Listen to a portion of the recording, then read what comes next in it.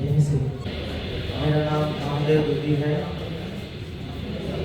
मेरा मैडम जिला सुकमा दंतेवाड़ा से सुकमा आ रहा था। सिंगावाड़ा के बीच में RD ड्रग्स हो गया।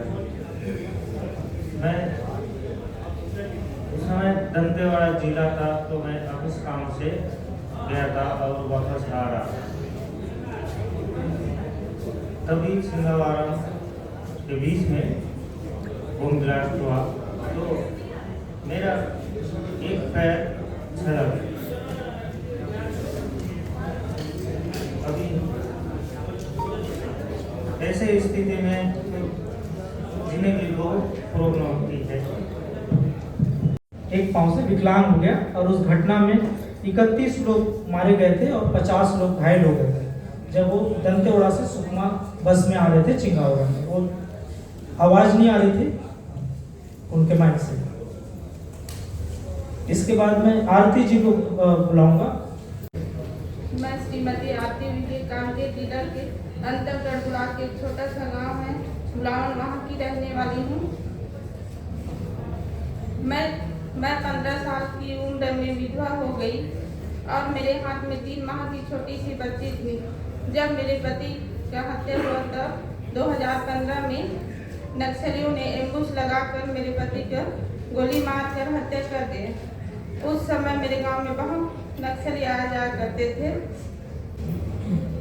अभी तो मेरा गांव नक्सल मुक्त था, किंतु मेरे सास बताती है कि मेरे शादी से पहले वहाँ नक्सली बहुत आया जाया करते थे और मेरे गांव वाले उनके लिए खाना वगैरह बनाकर खिलाते थे और गांव वाले बहुत परेशान रहा करते थे। जैसे कि सर्वयुग चलते रहता की जय, भारत माता की जय।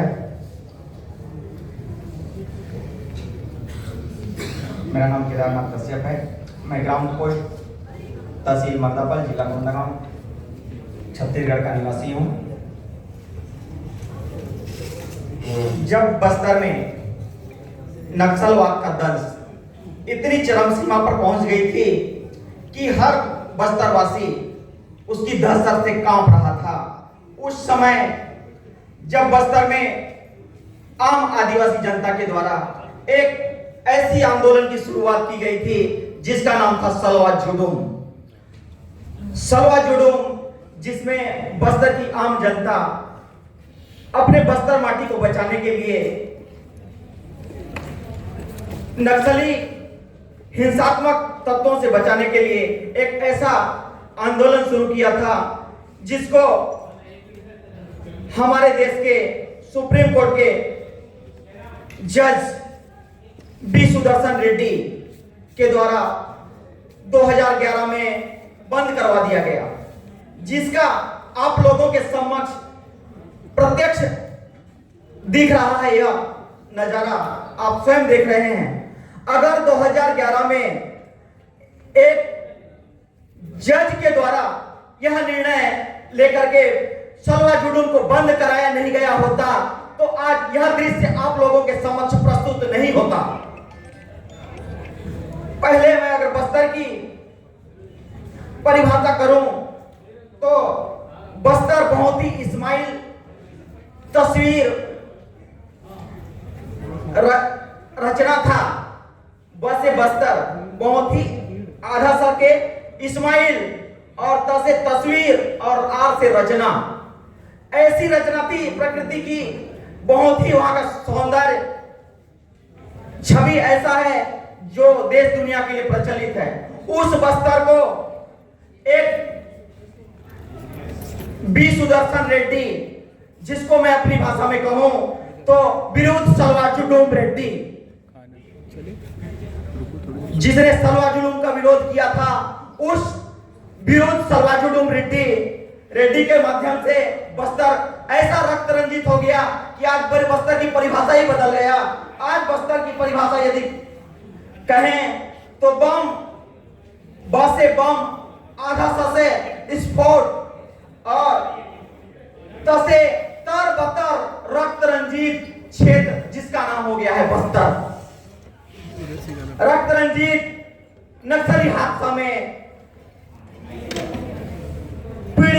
बस्तर एक जमाना था कि सुंदर बस्तर से प्रसिद्ध था। बहुत ही सुंदर बस्तर हम लोग को सुनने में भी अच्छा लगता था कि हमारा बस्तर को देश विदेश में कितना सुंदर कहा जाता है। लेकिन आज हमारे बस्तर में एक व्यक्ति विशेष और कुछ तथाकथित व्यक्तियों के जज के पास ऐसा सुझाव के कारण बस्तर पर ऐसा फैसला लिया गया जिसने सलवा जुलूम को बंद करवाया दिया गया। अगर 2011 में सलवा जुलूम बंद नहीं होता तो हमारे साथ ऐसे हिंसात्मक हादसे नहीं होते। 2014 में 12 मार्च 2014 की घटना है मेरी। मैं और मेरे भाई बाजार गए हुए थे। बाजार स्थल पे ही नक्सलियों ने हमला किया, हम पर फायरिंग की। मेरे भाई के ऊपर अंधाधुंध फायरिंग किया गया, तब भी मेरा भाई खत्म नहीं हुआ था। तो उसकी अमाशय की नली को काट करके बाहर निकाल दिया गया और मुझको भी पैर में गोली मार दिए, मैं घायल पड़ा रहा। हमारे देश के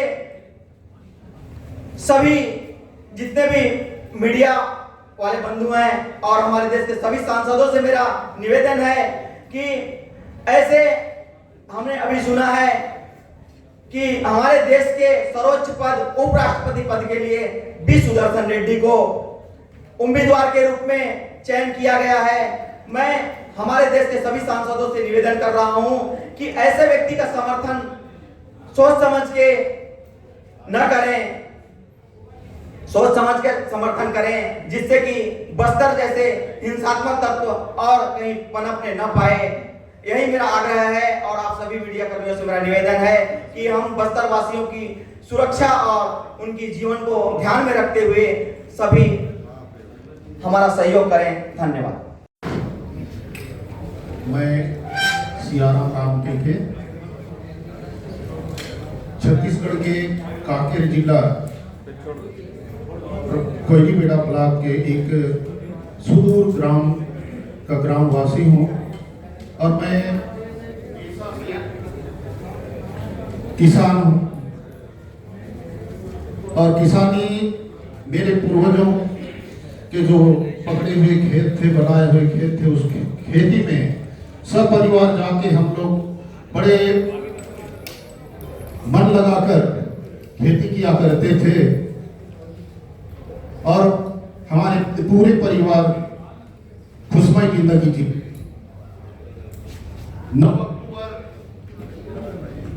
9 अक्टूबर 2022 को रोज की भांति मैं सुबह खेत चला गया और मुझे क्या पता था कि एक किसान को किसानी करने का इतना बड़ा सजा मिलेगा।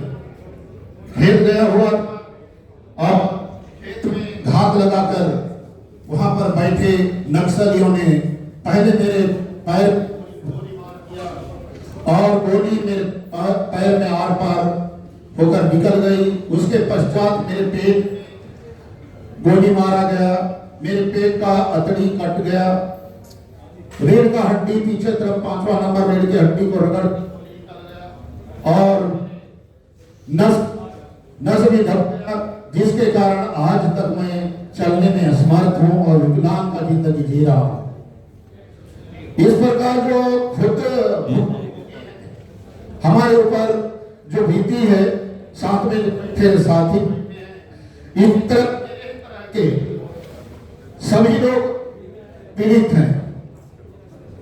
किसान आदमी एक साधारण आदमी जो जाकर अपने खेती में काम करता है और उसका क्या गुनाह है कि उसे गोली मार दिया जाता है, इलाज किया जाता है। मेरा क्या जो मुझे विकलांग करके आज आधा अधूरा जिंदगी जीने के लिए छोड़ दिया है। मैं ना सरकारी कर्मचारी, ना कोई फोर्स पे था, ना कुछ में था, एक किसान आदमी गांव में ग्राम सभा सदस्य होने के नाते मैं उप सरपंच था और उप सरपंच रहते हुए जो भी विकास के कार्य आते थे, हम गांव ग्राम सभा के सदस्य मिलकर विकास के कार्य को किया करते थे और इसके साथ अपना खेती किसानी का धंधा था। आज भी मुझे समझ में नहीं आ रहा है कि मेरा क्या दुश्मनी रहा और मेरा क्या दोष था कि मुझे गोली मार के हत्या कर दिया गया था। अधूरा जिंदगी।